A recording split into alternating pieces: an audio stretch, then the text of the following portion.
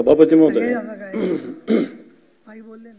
कामकाज सल्लागार समितीमध्ये सुद्धा मी हा मुद्दा मांडला होता. माननीय मुख्यमंत्री, दोन्ही उपमुख्यमंत्री होते की परिषदेचं सभापती निवडलं जावं. कोणाला निवडायचं हा तुमचा प्रश्न आहे आणि मी तर म्हणतो खूप झालं तर आपण सगळ्यांशी चर्चा करून एक मताने निवडायला काही हरकत नाही, अशी पण आमची तयारी आहे सभापती महोदय.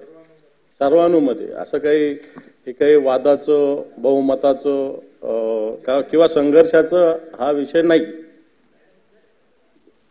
त्यांचा विषय ना.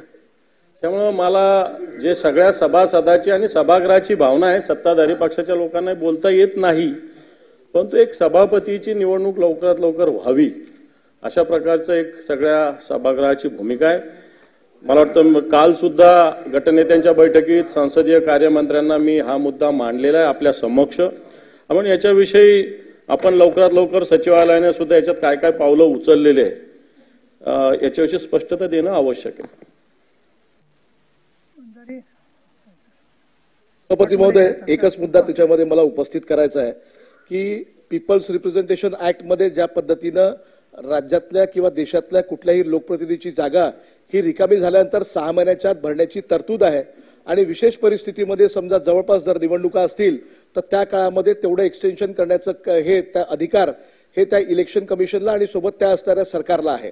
मग या विधिमंडळाच्या कामकाजामध्ये जे विधान परिषदचे नियम आहेत त्या नियमामध्ये सभापतीचं पद किती काळ रिक्त राहील आणि किती काळाच्या आत ते भरलं जाईल याची तरतूद नाही आहे का, आणि जर असेल तरतूद आणि तरी हे पद भरलं नसेल तर मग त्याला जबाबदार कोण याचा सुद्धा खुलासा या निमित्ताने करावा ही विनंती. धन्यवाद. सन्माननीय सदस्य जयंतराव पाटील, सन्माननीय सदस्य भाई जगताप, विरोधी पक्षनेते अंबादास दानवे, तसंच शशिकांत शिंदे, श्री वंजारी यांनी अचानकच असा वेगळाच लक्षवेधी लावल्यामुळे खरं सांगायचं तर सरकार पक्षाचं जरा मला असं वाटतं गोंधळ उडालेला दिसतोय की ही लक्षवेधी काही स्टडी करून आलो नाही आपण. तर मला असं वाटतं की आम्हाला थोडा वेळ द्या. आज पूर्ण ऐकून घ्या. संसदीय कार्यमंत्री महोदय आज आता त्यांच्या काही तुम्हाला कल्पना आहे काही अपरिहार्य कारणामुळे 2 वाजेपर्यंत नाही आहेत. माननीय उपमुख्यमंत्री नाही आहेत, मुख्यमंत्री असतील त्यांच्याही कानावर जाईलच. माझा दोन्ही मुद्दे आहेत. एक म्हणजे तांत्रिकदृष्ट्या जे काही आपल्यावर बंधन आहे की राज्यपालांना कळवणं, संसदीय कार्यविभागाला कळवणं, ही सगळी मला सचिवांनी अवगत केले त्यानुसार त्यांना कळवण्यात आलेलं आहे. परंतु याचं लेखी सायटेशन किंवा लेखी उत्तर तुम्हाला आज मी सभागृह संपण्याच्या आतमध्ये देते. जिथे निर्णय होतो, आपण BSc मध्ये अनेक वेळेला हा विषय घेतला, हे खरं आहे. विरोधी पक्ष नेते बोललेले आहेत, अन्य सदस्यांनी लक्ष वेधलेले आहे आणि माननीय मुख्यमंत्री, माननीय उपमुख्यमंत्री, सभागृहाचे नेते आपले देवेंद्र फडणवीस, त्याच्याचबरोबर अजितदादा पवार, सर्व गटनेते सगळं मिळून याच्यामध्ये निर्णय होऊ शकतो चांगला.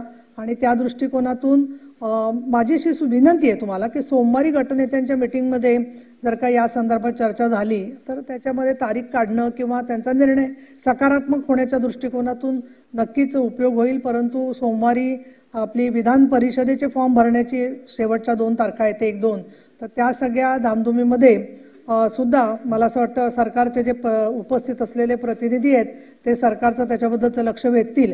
आणि तुम्ही जे माझ्याबद्दलचं फार विश्वास व्यक्त केला त्याच्याबद्दल मी ऋणी आहे. आणि कधी कधी ज्या वेळेला सभागृहामध्ये असे प्रसंग येतात त्यावेळेला तुमच्या मनात माझ्याबद्दल किती सद्भावना आहे याची जाणीव मी नेहमी ठेवीन.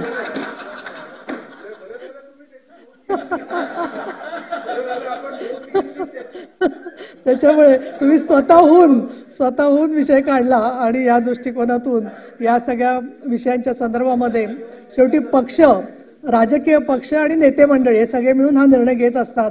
हा कुणाही व्यक्तीचा निर्णय नसतो आणि त्यानुसार कोण व्यक्ती असणार किंवा निवडणूक कधी घ्यायची याचा अंतिम निर्णय आपला सरकार आणखीन आपण सगळे मिळून. पत्र पाठवलेलं आहे, मी विचारून घेतलं, पाठवलेलं आहे. नाही ठीक आहे, आपण आता